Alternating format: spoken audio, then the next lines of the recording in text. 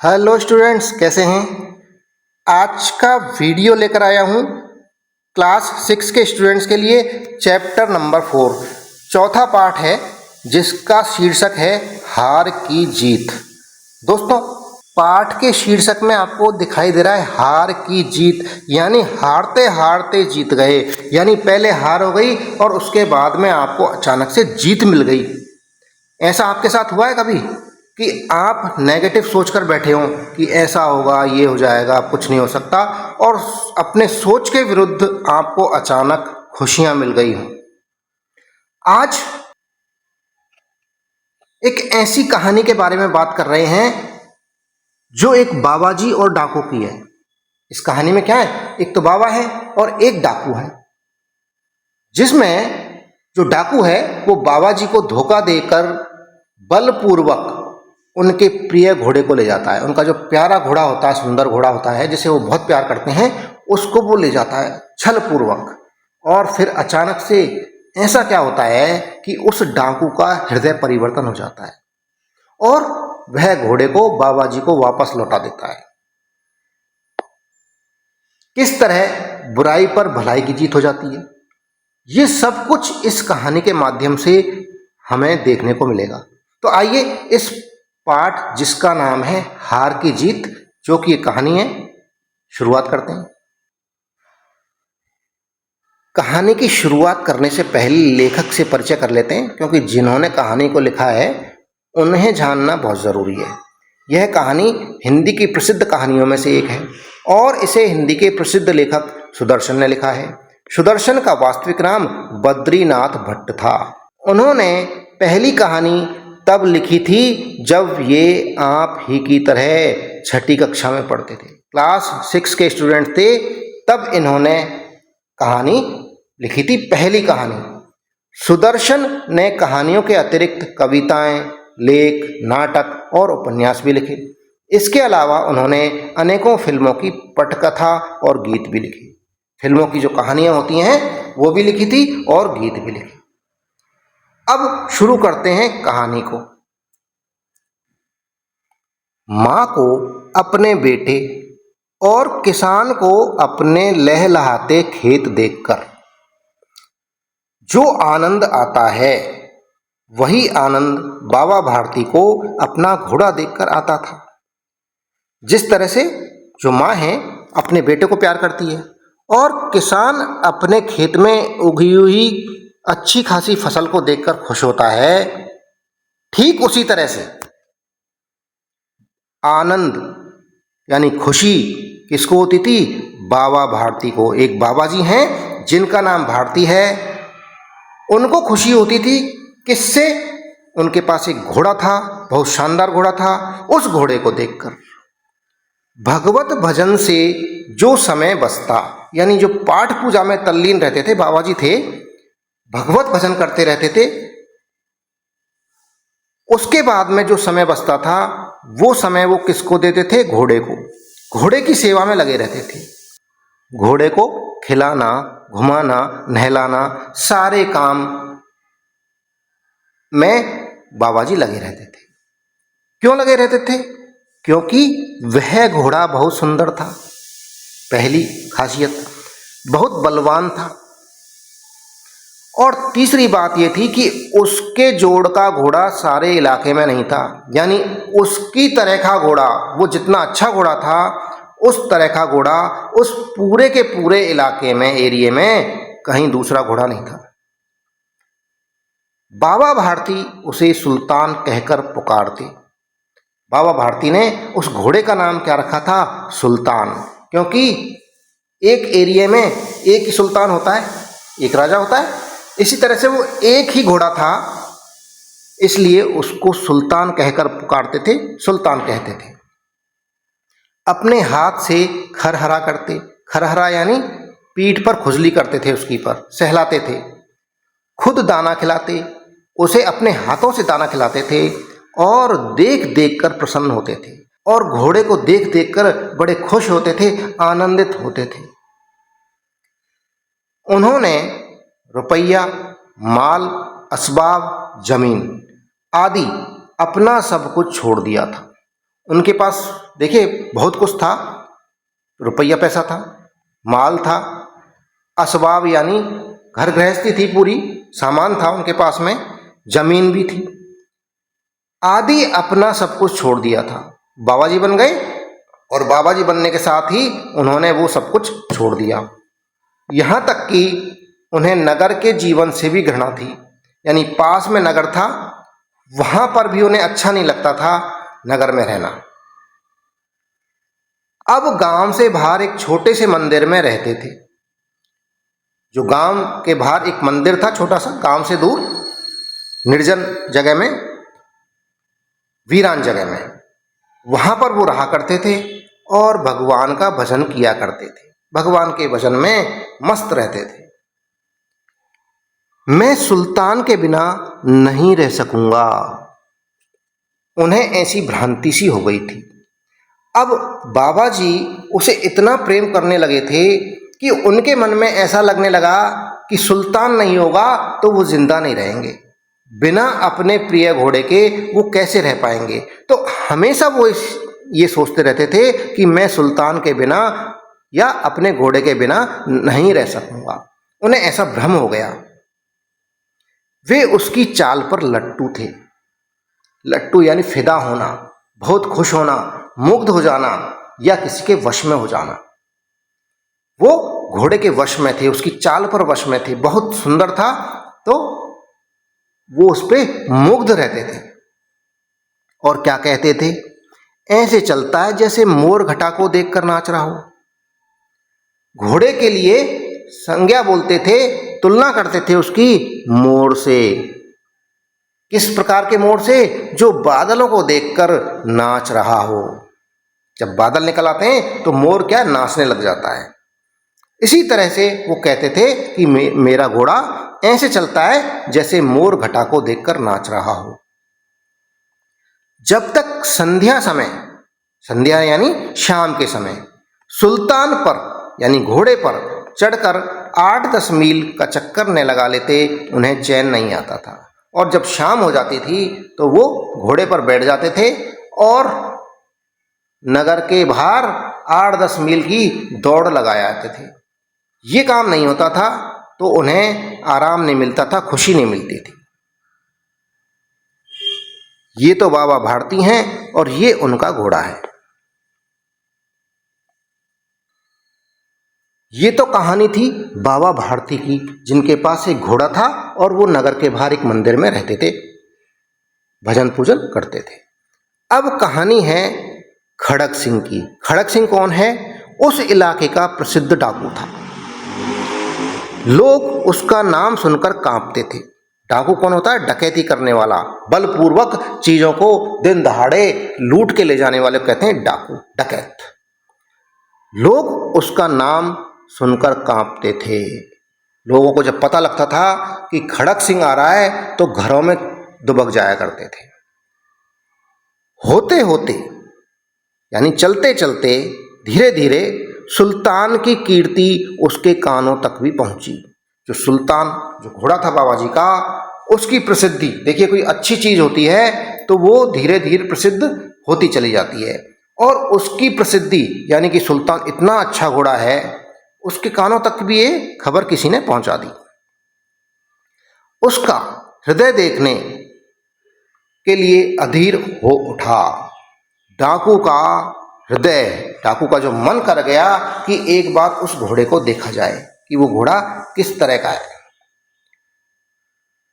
ऐसी उसकी प्रसिद्धि क्यों हो रही है। एक दिन वह दोपहर के समय बाबा भारती के पास पहुंचा और नमस्कार करके बैठ गया। तो देखिए, वो जो डकैत है, डाकू है खड़क सिंह, वो बाबा भारती के पास पहुंचा, नमस्कार किया। नमस्कार क्यों किया? क्योंकि बाबा जियों का, सन्यासियों का सब लोग सम्मान करते हैं। तो सम्मान किया, नमस्कार किया और वहां जाकर के बैठ गया। बाबा भारती ने पूछा, बाबा भारती उसे जानते थे, बाबा भारती उसे जानते ही थे। तो बाबा भारती ने पूछा, खड़क सिंह क्या हाल है? बाबा भारती ने खड़क सिंह से पूछा कि तुम्हारे क्या हालचाल हैं? खड़क सिंह ने सिर झुकाकर उत्तर दिया, आपकी दया है। तो डाकू खड़क सिंह ने बाबा जी को उसका उत्तर दे दिया कि आपकी मेहरबानी है, आपकी कृपा है और आपकी दया है। बाबा जी पूछ रहे हैं, कहो इधर कैसे आ गई, कैसे आना हुआ? तो डाकू कह रहा है, सुल्तान की चाह खींच लाई। सुल्तान को देखने की चाह, यानी सुल्तान का नाम सुना था तो उसको देखना चाहता हूं, इस वजह से मेरा आना इधर हुआ है। बाबा जी बड़े प्रसन्न हुए, क्योंकि अपने घोड़े की प्रशंसा सुन के वो बड़े प्रसन्न हुए। अब अपनी डींगे हाँकने लगे वो, जबकि उन्हें उससे छुपाना चाहिए था, लेकिन वो उसे बढ़ चढ़कर बता रहे हैं, विचित्र जानवर है, देखोगे तो प्रसन्न हो जाओगे। यानी कि इतना विचित्र जानवर है, कहीं देखा नहीं होगा इस तरह का, देखोगे तो प्रसन्न हो जाओगे, इतना सुंदर और अच्छा घोड़ा है। डाकू कह रहा है, मैंने भी बड़ी प्रशंसा सुनी है, मैंने बड़ी उसकी प्रसिद्धि सुनी है, कीर्ति सुनी है, इसलिए मैं यहाँ आया हूं। बाबा जी कह रहे हैं, उसकी चाल तुम्हारा मन मोह लेगी। जब उसको चलता देखोगे, घोड़े को दौड़ता देखोगे तो तुम्हारा मन मोह लेगी। बाबा जी कह रहे हैं, डाकू कह रहा है, कहते हैं देखने में भी बहुत सुंदर है। यानी कि चाल तो जो है ही है, लेकिन देखने में भी वो बड़ा अच्छा है। तब बाबा जी अपनी डींगे और हाँक रहे हैं, उन्हें पता नहीं है कि डाकू के मन में क्या चल रहा है। क्या कहना, जो उसे एक बार देख लेता है उसके हृदय पर उसकी छवि अंकित हो जाती है। देखने में इतना सुंदर है, जिसने देख लिया उसके दिल पर, उसके मन में वो छवि, उसकी जो सुंदरता है, उसकी फोटो है, वो अंकित हो जाती है, यानी उसे वो भूल नहीं पाता। डाकू क्या कह रहा है, बहुत दिनों से अभिलाषा थी, आज उपस्थित हो सका हूं। बहुत दिनों से सोच रहा था कि घोड़े को देख कर आऊं, लेकिन आज आना हुआ है। बाबा भारती और खड़क सिंह, डाकू खड़क सिंह दोनों अस्तबल में पहुंचे। अस्तबल क्या है? जहां जानवरों को रखने का स्थान होता है, अस्तबल।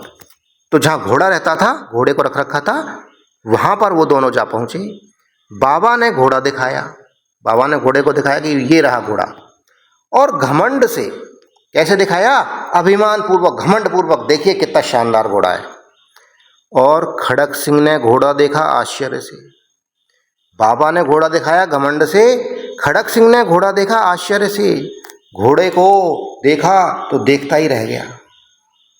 उसने सैकड़ों घोड़े देखे थे, उसने खूब सारे घोड़े देख रखे थे अपने जीवन में, परंतु ऐसा बांका यानी ऐसा सुंदर, बांका यानी सुंदर घोड़ा उसकी आंखों से कभी नहीं गुजरा था।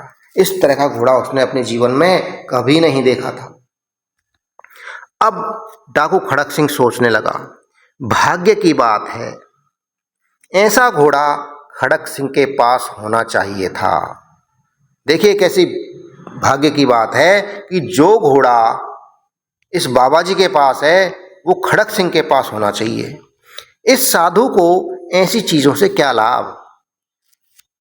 ऐसे घोड़ों से साधु को क्या काम है? साधु के पास क्या काम है इस घोड़े का? कुछ देर तक आश्चर्य से चुपचाप खड़ा रहा, उसको देखते हुए आश्चर्य से चुपचाप खड़ा रहा और सोचता रहा। इसके पश्चात उसके हृदय में हलचल होने लगी और अब वो बेचैन होने लगा घोड़े को देखकर। उसे घोड़ा चाहिए था, उसके दिमाग में, उसके हृदय में ये बात बैठ गई, ये घोड़ा बाबा जी के पास नहीं बल्कि मेरे पास होना चाहिए। तो अब उसको बेचैनी होने लगी। बेचैनी में बालकों की सी अधीरता से बोला, परंतु बाबा जी इसकी चाल ने देखी तो क्या? भाई देख तो लिया, देखने में तो बड़ा अच्छा है, लेकिन इसकी चाल तो देख लें कि दौड़ता भी है, नहीं दौड़ता है, दौड़ता है तो किस तरह से दौड़ता है। अब बाबा भारती क्या थे? मनुष्य तो थे। अपने चीज की प्रशंसा दूसरे के मुख से सुनने के लिए उनका हृदय भी अधीर हो गया। धैर्यवान, धीर यानी धैर्यवान और अधीर यानी अधैर्यवान। अपनी चीज की जब प्रशंसा डाकू से सुनी तो वो कहने लगे, हाँ अभी दिखाता हूँ, इसकी चाल भी दिखाता हूँ, देखो। घोड़े को खोलकर बाहर लाए आए। घोड़े को उन्होंने खोला और बाहर ले आए और उसकी पीठ पर हाथ फेरने लगे। उसकी पीठ पर हाथ फेरा और एकाएक उचक कर सवार हो गए और घोड़े की पीठ पर उछलकर बैठ गए। और क्या हुआ? घोड़ा हवा से बातें करने लगा। यानी घोड़े की क्या चाल थी? ऐसी चाल थी जैसे हवा से बात करने लगा। चाल कैसी थी? फुर्तीली, शानदार चाल थी। और थोड़ी देर में घोड़ा तेजी से दौड़ने लगा, यानी कि हवा से बातें करने लगा। हवा से बातें करना एक मुहावरा है, इसका अर्थ है बहुत तेजी से, बहुत स्पीड से वो दौड़ने लगा। उसकी चाल को देखकर, घोड़े की जब चाल देखी, दौड़ लगाता हुआ देखा, तो खड़क सिंह के हृदय पर सांप लौट गया। सांप लौट जाना, बहुत ज्यादा परेशान हो जाना, जल जाना। बाबा जी के पास घोड़ा है ऐसा और उसके पास घोड़ा नहीं है, यह देखकर उसके हृदय पर सांप लौट गया, यानी जलन के मारे खाक हो गया। वह डाकू था और जो वस्तु उसे पसंद आ जाए उस पर वह अपना अधिकार समझता था। अब वो डाकू था, फिर भी उसके पास वो चीज नहीं है, और बाहुबल भी था, उसके पास बाहुबल भी था। यानी कि जो चीज उसको पसंद आ गई वो उसको छीन भी सकता था और उस पर वो अपना अधिकार समझता था। यानी कि जो वस्तु अच्छी है वो वस्तु उसकी होनी चाहिए, किसी और की नहीं। बाहुबल के साथ में क्या था? उसके पास आदमी भी थे। बाबा जी तो अकेला था, लेकिन उसके पास में पूरी फौज थी और बेरहमी थी, यानी कि निर्दयता पूर्वक वो मारता पीटता भी था। फिर भी उसके पास वो घोड़ा नहीं है। अब जाते जाते जब चलने लगा तब उससे रहा नहीं गया और उसने कहा, बाबा जी, और कोई होता तो तुरंत ही ले जाता, लेकिन चूंकि वो सन्यासी था, बाबा जी था, उसकी वो इज्जत करता था, इसलिए वह वहां से उसको लेके नहीं गया, बल्कि उससे कह के गया, बाबा जी मैं यह घोड़ा आपके पास नहीं रहने दूंगा, यानी कि कभी भी मैं इस घोड़े को आपसे ले जाऊंगा। बाबा भारती डर गए। बाबा भारती थे तो बाबा जी बेचारे सीधे साधे सज्जन आदमी थे। जब डकैत ने कहा, डाकू ने कहा, खड़क सिंह ने, कि मैं यह घोड़ा आपके पास नहीं रहने दूंगा, तो बाबा भारती डर गए। उन्हें लगा कि ये घोड़े को मुझसे चुरा के ले जाएगा या छीन के ले जाएगा। अब उन्हें रात को नींद नहीं आती। अब वो घोड़े चोरी नहीं हो जाए इसके चक्कर में उन्हें नींद नहीं आती थी, रात को जागते रहते थे। सारी रात अस्तबल की रखवाली में कटने लगी। अस्तबल जहां पे घोड़ा रहता था उसकी रखवाली करने लगे। प्रति क्षण खड़क सिंह का भय लगा रहता। अब हर समय उनके दिमाग में यही बात चलती रहती कि पता नहीं कब खड़क सिंह इस घोड़े को ले जाए। परंतु कई मास बीत गए, कई महीने गुजर गए और वह नहीं आया। वो आया नहीं, ना तो घोड़ा चोरी हुआ और ना कुछ हुआ। कई महीने बीत गए। जब कई महीने बीत गए तब क्या हुआ? यहां तक कि बाबा भारती कुछ असावधान हो गए। अब बाबा भारती को लगा कि ठीक है, जब इतने महीने तक कुछ भी नहीं हुआ है, वो घोड़े को लेकर नहीं गया है, तो लेके नहीं जाएगा। वो जो कह के गया था वो ऐसे ही कह के गया होगा। और इस भय को स्वप्न के भय की नाई मिथ्या समझने लगे, और जो उन्हें डर था घोड़ा ले जाने का, उसे वो स्वप्न मानने लगे कि सपने में कोई आया था, सपने में कह के गया था। इस तरह इस बात को वो झूठ समझने लगे कि जो खड़क सिंह है वो अब घोड़े को लेकर जाएगा। संध्या का समय था। अब एक रोज की बात है, शाम का समय था। शाम के समय बाबा जी क्या करते थे? घूमने निकलते थे। घोड़े पर, घोड़े की पीठ पर बैठकर घूमने निकल जाते थे। तो उस दिन संध्या का समय था। बाबा भारती सुल्तान की पीठ पर, घोड़े की पीठ पर सवार होकर घूमने जा रहे थे वो। इस समय उनकी आंखों में चमक थी, यानी कि घोड़े पर बैठे हुए थे और उस इलाके का सबसे शानदार घोड़ा था, तो उनकी आंखों में खुशी की चमक थी, मुख पर प्रसन्नता थी, प्रसन्न थे। कभी घोड़े के शरीर को देखते, कभी उसके रंग को, और मन में फूले न समाते थे। उन्हें अपने घोड़े पर बड़ा घमंड था कि उनके जैसा घोड़ा किसी के पास भी नहीं है, और वो घोड़े को बहुत प्यार करते थे, मन में फूले न समाते थे। जब वो घोड़े पर सवार थे, मन में प्रसन्नता थी, आंखों में चमक थी और खुशियां थी। इसी समय क्या होता है, उसी सोच में वो जा रहे थे, उसी समय क्या आता है, सहसा एक ओर से आवाज आई, एक ओर से आवाज आती है, ओ बाबा इस कंगले की सुनते जाना। अरे ओ बाबा जी, ये जो कंगला है इसकी भी पुकार सुन लो। ऐसी एक आवाज बाबा जी को आई। ये देखिए बाबा जी बैठे हुए हैं, बाबा भारती घोड़े पर, और इस व्यक्ति की पुकार आई है, इस व्यक्ति ने आवाज दी है। ये भिखारी के रूप में या कंगला आदमी बैठा हुआ है जो परेशान है।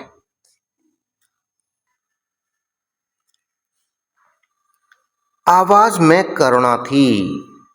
जो कंगला व्यक्ति जिसने आवाज दी बाबा जी को, उसकी आवाज में करुणा थी, दया का भाव था, सहायता का भाव था कि कोई मेरी सहायता कर दे।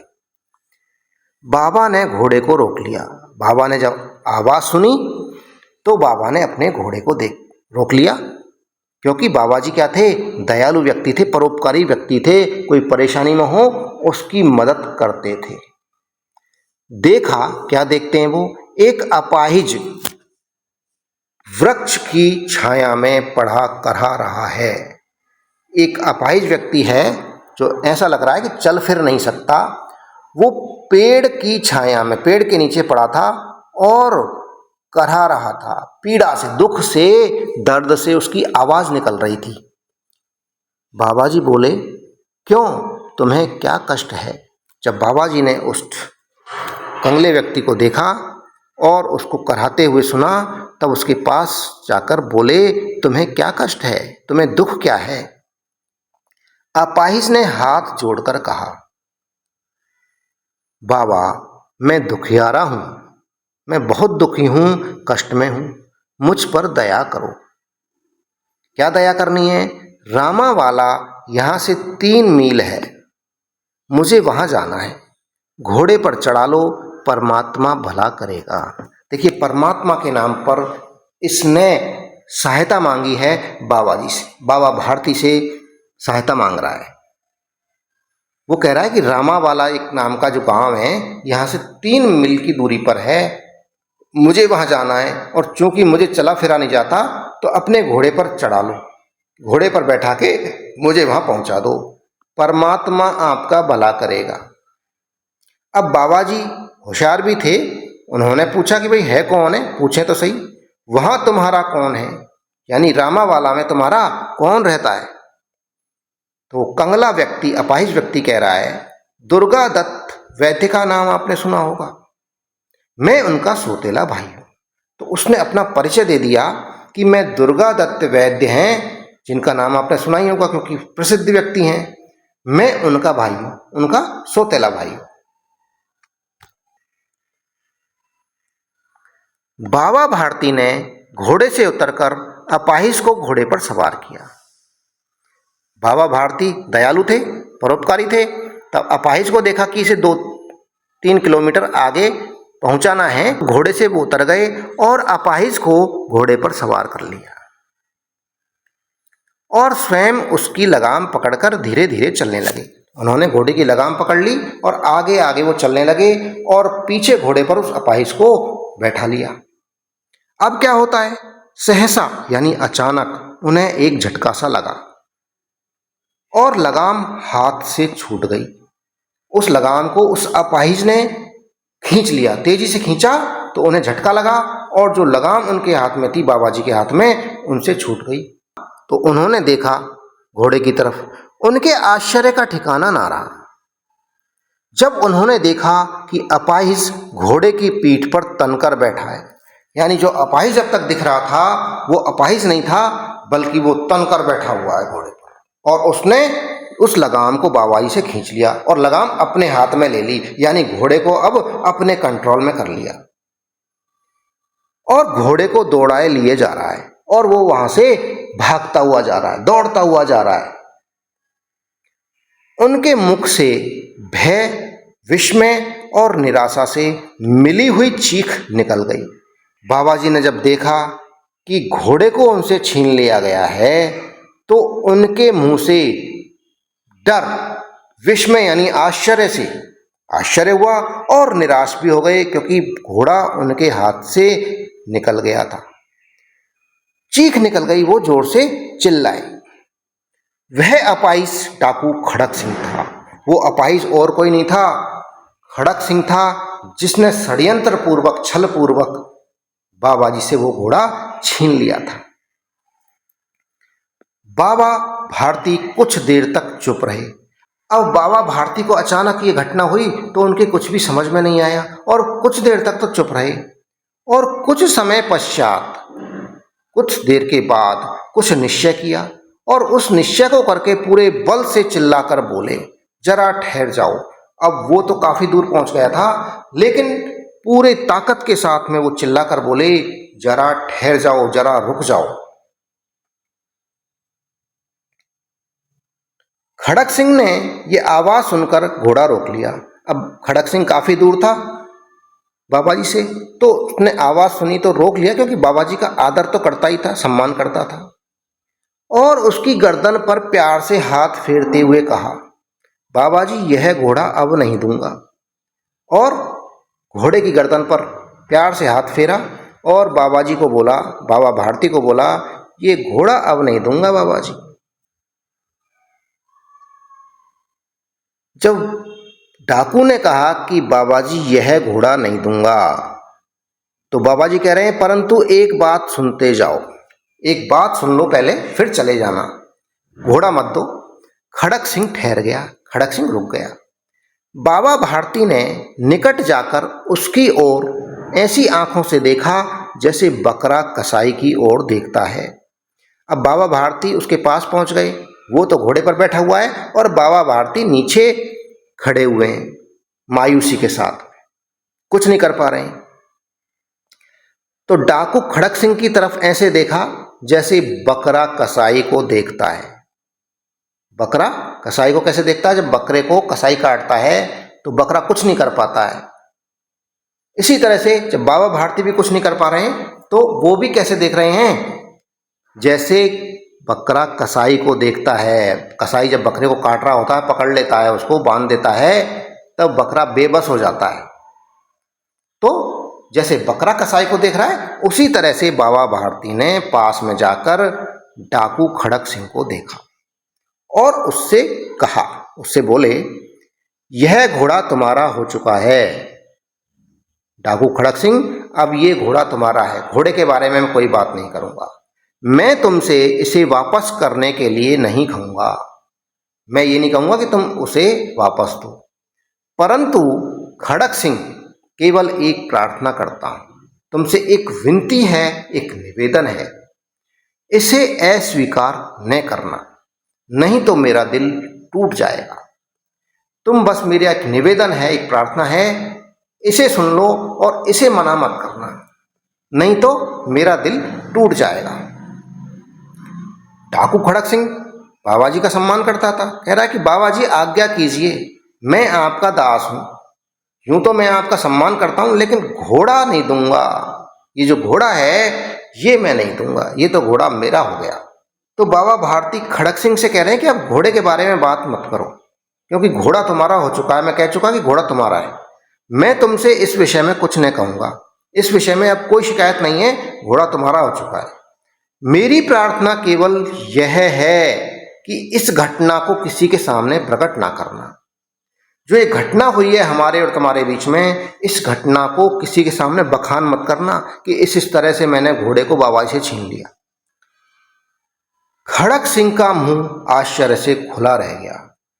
खड़क सिंह तो सोच रहा था कि वो घोड़े की डिमांड करेगा, घोड़ा मांगेगा बाबा जी, लेकिन बाबा जी ने घोड़े को तो उसको अभयदान कर दिया कि घोड़ा तुम्हारा हो गया। लेकिन कितनी सी बात कह रहे हैं कि जो घटना हुई है हमारे और तुम्हारे बीच में, इससे किसी को मत कहना। उसे लगा था कि उसे घोड़े को लेकर यहां से भागना पड़ेगा। खड़क सिंह को यह लग रहा था कि घोड़ा लेकर भागूंगा नहीं तो बाबा मुझसे घोड़े को छीन लेगा। परंतु बाबा भारती ने स्वयं उससे कहा, इस घटना को किसी के सामने मत कहना, प्रकट मत करना, देखिए बाबा भारती नीचे खड़े हुए हैं सामने घोड़े के, और घोड़े पर बैठा हुआ है डाकू खड़क सिंह। तो इससे कह रहे हैं कि अब जो घटना हुई है हमारे और तुम्हारे बीच में, इसको किसी के सामने बखान मत करना। इससे क्या प्रयोजन सिद्ध हो सकता है, खड़क सिंह ने बहुत सोचा। अब खड़क सिंह ने खूब दिमाग लगाया कि बाबा जी का इसमें भला क्या है, उन्हें फायदा क्या हो रहा है कि मैं इस घटना को किसी तीसरे से नहीं कहूँ। बहुत सिर मारा, दिमाग घुमाया, परंतु कुछ समझ नहीं सका। उसके कुछ भी समझ में नहीं आया कि कहाँ। तो सोच रहा था कि बाबा जी घोड़े की डिमांड करेगा, लेकिन बाबा जी ने घोड़े को तो छोड़ ही दिया और केवल ये कह रहा है कि इस घटना को मत बताना। जब कुछ भी उनके समझ में नहीं आया खड़क सिंह के, तब हार कर उसने अपनी आंखें बाबा भारती के मुख पर गड़ा दी। उसके मुख की तरफ, बाबा भारती के मुख की तरफ एकदम सीधे आंखों से आंखें मिलाई और पूछा, बाबा जी इसमें आपको क्या डर है? भाई आपको क्या डर होगा यदि मैं इस घटना को बता दूंगा कि मैंने आपसे कैसे घोड़ा छीना है, तो इसमें आपको क्या डर होगा? सुनकर बाबा भारती ने उत्तर दिया। देखिए बाबा भारती कितने भले आदमी हैं, क्या उत्तर दे रहे हैं। लोगों को यदि इस घटना का पता चला तो वे किसी गरीब पर विश्वास नहीं करेंगे।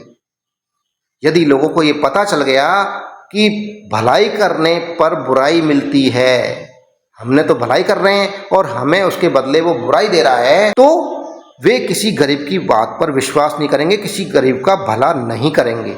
जैसे तुमने मेरे साथ किया है, कंगला बनके, एहसाय बनके और मेरे साथ धोखेबाजी की है, इस घटना का जिक्र मत करना। इससे क्या होगा? दुनिया से विश्वास उठ जाएगा लोगों का भलाई से, कि भलाई भी कोई चीज होती है, भलाई करने से कोई भलाई मिलती है, इससे विश्वास उठ जाएगा और लोग भलाई करना छोड़ देंगे। इसलिए इस बात को चर्चा मत करना। यह कहते कहते उन्होंने सुल्तान की ओर से इस तरह मुंह मोड़ लिया जैसे उनका उससे कभी कोई संबंध ही न रहा हो, और यह बात कह दी खड़क सिंह को, और वहां से वो मुड़ गए। ऐसे मुड़ गए जैसे घोड़े से उनका कोई संबंध ही नहीं हो, क्योंकि घोड़े को खड़क सिंह ले चुका, उनसे छीन चुका। अब घोड़े पर उन्होंने अधिकार छोड़ दिया। बाबा भारती चले गए, बाबा भारती वहां से चले गए, परंतु उनके शब्द खड़क सिंह के कानों में उसी प्रकार गूंजते थे। सोचता था कैसे ऊंचे विचार हैं, कैसा पवित्र भाव है। तो बाबा भारती तो चले गए, लेकिन बाबा भारती की जो भलाई की बातें थी, ये शब्द खड़क सिंह के कानों में गूंजने लगे, उसे परेशान करने लगे। क्या सोचता था, कैसे ऊंचे विचार हैं, मैंने तो उनसे घोड़ा छीना, मैंने बुराई की, उनके साथ में धोखा किया, और उनके विचार ऐसे हैं, वो कह रहे हैं कि इस बात को, छल की बात को, धोखे की बात को किसी को बताना मत, और घोड़े को वो मुझसे मांग नहीं रहे। कैसा पवित्र भाव है। उन्हें इस घोड़े से प्रेम था, इस घोड़े से उन्हें प्यार था। इसे देखकर उनका मुख फूल की नाई खिल जाता था, और जब भी उस घोड़े को देखते थे उनका मुख जैसे पुष्प खिलता है उसकी तरह उनका मुंह भी खिल जाता था। कहते थे, क्या कहते थे, इसके बिना मैं रह नहीं सकूंगा। क्योंकि जब डाकू खड़क सिंह पहली बार उनसे मिलने गया तो उनसे उसने कही थी कि मैं इसे इतना प्यार करता हूं कि इसके बिना मैं रह नहीं सकता, जिंदा नहीं रह सकूंगा। इसकी रखवाली में वे कई रात सोए नहीं, और इसकी रखवाली करते थे, रात को जाग जाते थे और इसकी रखवाली करते रहते थे। भजन भक्ति न करके रखवाली करते रहे।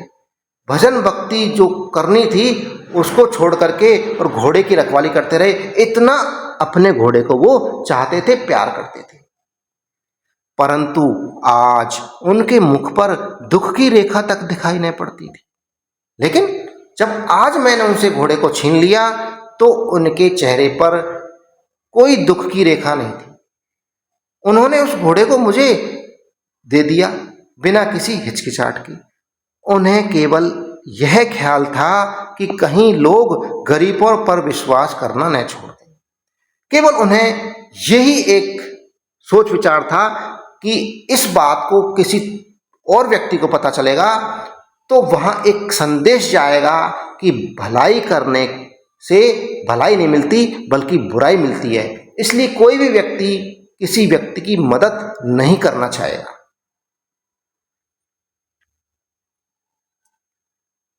अब देखिए खड़क सिंह का हृदय परिवर्तन हो गया। भला करते हैं और भले विचारों के संपर्क में आने से बुरे व्यक्ति के विचार भी बदल जाते हैं। तो यहाँ खड़क सिंह के विचार कैसे बदले हैं? रात के अंधेरे में खड़क सिंह बाबा भारती के मंदिर में पहुंचा। अब खड़क सिंह परेशान हो उठा। उसके बाबा भारती के जो दिए गए बोले गए जो वचन थे वो बार बार गूंज रहे थे।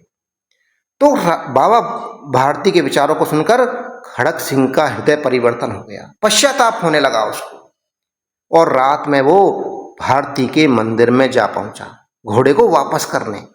चारों ओर सन्नाटा था, चारों ओर बिल्कुल रात का क्या होता है सन्नाटा था। आकाश में तारे टिमटिमा रहे थे। थोड़ी दूर पर गांवों के कुत्ते भौंक रहे थे, और गांव में जो कुत्ते थे वो थोड़ी दूर पर उनके भौंकने की आवाज आ रही थी। इस तरह का रात का दृश्य था। मंदिर के अंदर कोई शब्द सुनाई नहीं देता था, यानी कि बाबा जी सोए हुए थे, निश्चिंतता से अब सो रहे थे। अब उन्हें घोड़े की चोरी होने का कोई डर नहीं था। खड़क सिंह सुल्तान की बाग पकड़े हुए था। अब खड़क सिंह सुल्तान पर बैठा नहीं है, बाग को पकड़े हुए है। वह धीरे धीरे अस्तबल के फाटक पर पहुंचा। अस्तबल जहां पर बाबा जी का घोड़ा रहता था वहां पर पहुंच गया। फाटक खुला पड़ा था। अब उन्होंने देखा, डाकू खड़क सिंह ने देखा कि पहले फाटक बंद रहता था, अब फाटक खुला हुआ था, क्योंकि अब घोड़ा तो उनके पास था नहीं, तो चोरी होने का डर उनके अंदर नहीं था। किसी समय वहां बाबा भारती स्वयं लाठी लेकर पहरा दिया करते थे। घोड़े की वो सुरक्षा करते थे, पहरा देते थे। परंतु आज उन्हें किसी चोरी, किसी डाके का भय नहीं था, क्योंकि जब कोई वस्तु उनके हाथ से निकल गई, सबसे प्यारी वस्तु, तो अब किस चीज का डर। खड़क सिंह ने आगे बढ़कर सुल्तान को उसके स्थान पर बांध दिया। डाकू खड़क सिंह का हृदय परिवर्तन हो गया, विचार उसके शुद्ध हो गए, और उसने उस घोड़े को बाबा भारती के अस्तबल में, जहां पर वो बंधा करता था रहता था, वहां पर जाके बांध दिया और बाहर निकलकर सावधानी से फाटक बंद कर दिया, क्योंकि घोड़ा अंदर है तो बाहर से फाटक को बंद कर दिया। इस समय उसकी आंखों में पश्चाताप के आंसू थे। अब देखिए, पहले उसने धोखेबाजी करी, कपट पूर्वक, छल पूर्वक बाबा जी से उनके घोड़े को छीन लिया, और अब जब हृदय परिवर्तन हो गया तब उसे पश्चाताप हुआ, और पश्चाताप के परिणाम स्वरूप उसने घोड़े को बाबा जी को वापस लौटा दिया। तो अब उसको सुख शांति दिमाग में, उसकी खुशी है, और पश्चाताप के आंसू आ रहे हैं आंखों से कि उसने जो काम किया था बुराई का, उसको अब कम से कम कुछ उसकी पूर्ति तो हो गई है। रात्रि का तीसरा पहर बीत चुका था। रात्रि का तीसरा पहर, यानी कि रात्रि में 4 पहर होते हैं। देखो, शाम से 6 से 9 पहला पहर, दूसरा पहर होता है 9 से 12, और तीसरा पहर होता है 12 से 3, और चौथा पहर होता है 3 से 6। तो तीसरा पहर यानी कि 12 से 3 बज चुके थे। चौथा पहर प्रारंभ होते ही, पहले लोग सुबह के टाइम में 3 बजे के बाद में जग जाया करते थे,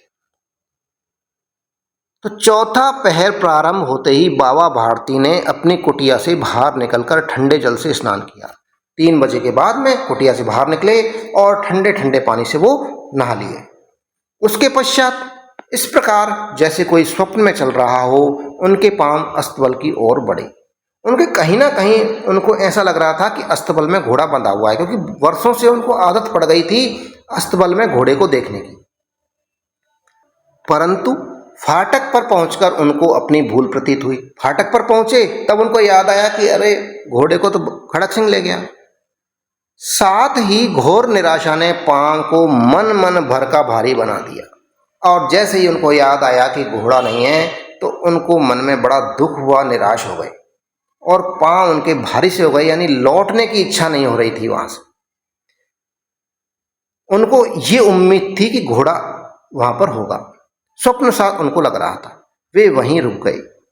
घोड़े ने अपने स्वामी के पांवों की चाप को पहचान लिया। अब वो फाटक के अंदर तो नहीं गए, लेकिन बाहर ही रुक गए। और जब घोड़े ने अपने स्वामी यानी बाबा भारती के पांवों की चाप को सुना तो उसे पहचान लिया और जोर से हिनहिनाया। पांवों की चाप को पहचान करके घोड़ा जोर से हिनहिनाया। अब बाबा भारती आश्चर्य और प्रसन्नता से दौड़ते हुए अंदर घुसे। जब बाबा भारती ने अपने घोड़े की आवाज सुनी तो वह आश्चर्य हुआ और प्रसन्न हो गए। जो निराशा थी उनके मन में वो प्रसन्नता में बदल गई और वो दौड़ते हुए अस्तबल में घुस गए और अपने घोड़े के गले से लिपटकर इस प्रकार रोने लगे मानो कोई पिता बहुत दिन से बिछड़े पुत्र से मिल रहा हो। लिपटकर, घोड़े के गले से लिपटकर फूट फूट कर रोने लगे। कैसे? जैसे कोई पिता अपने पुत्र से मिल रहा हो, बिछड़े हुए पुत्र से, जो पुत्र खो गया हो वर्षों से, उससे मिल रहा हो। इस तरह से वो लिपटकर घोड़े से रोने लगे। बार बार उसकी पीठ पर हाथ फेरते, बार बार उसके मुंह पर थपकियां देते। अब वो पागल से हो गए। उसकी पीठ पर कभी हाथ फेर रहे हैं, कभी मुंह पर थपकियां दे रहे हैं और कहते थे अब कोई गरीबों की सहायता से मुंह न मोड़ेगा। देखिए, जब डाकू खड़क से घोड़े को वापस कर गया है तो वापस से बुराई पर भलाई की जीत हो गई है। हार पर जीत हुई है। किसकी? बाबा भारती। और वो कह रहे हैं अब कोई गरीबों की सहायता से मुंह नहीं मोड़ेगा, यानी कि अब कोई गरीब सहायता मांगेगा तो उसको सहायता दी जाएगी, सहायता प्रदान की जाएगी, उसको कोई मना नहीं करेगा। थोड़ी देर के बाद जब वह अस्तबल से बाहर निकले तो उनकी आंखों में आंसू बह रहे थे, खुशी के आंसू थे। ये आंसू उसी भूमि पर ठीक उसी जगह गिर रहे थे जहां बाहर निकलने के बाद खड़क सिंह खड़ा होकर रोया था। खड़क सिंह ने जब घोड़े को बांध दिया था तो पश्चाताप के आंसू उसके निकले थे फाटक के बाहर और वहां खड़ा होकर वो रोया था। और जब बाबा जी को घोड़ा मिल गया तो खुशी के आंसू उनके निकल रहे हैं और वो उसी जगह पर खड़े हो गए फाटक के बाहर जहां खड़क सिंह खड़ा हुआ था और रोया था। वहीं पर बाबा जी के आंसू गिर रहे हैं। दोनों के आंसुओं का उस भूमि की मिट्टी पर परस्पर मेल हो गया। एक बाबा जी और दूसरी तरफ डाकू खड़क सिंह। दोनों के मन में जो एक दूसरे के प्रति द्वेष था वो प्रेम में बदल गया। ये कहानी लिखी गई है सुदर्शन के द्वारा।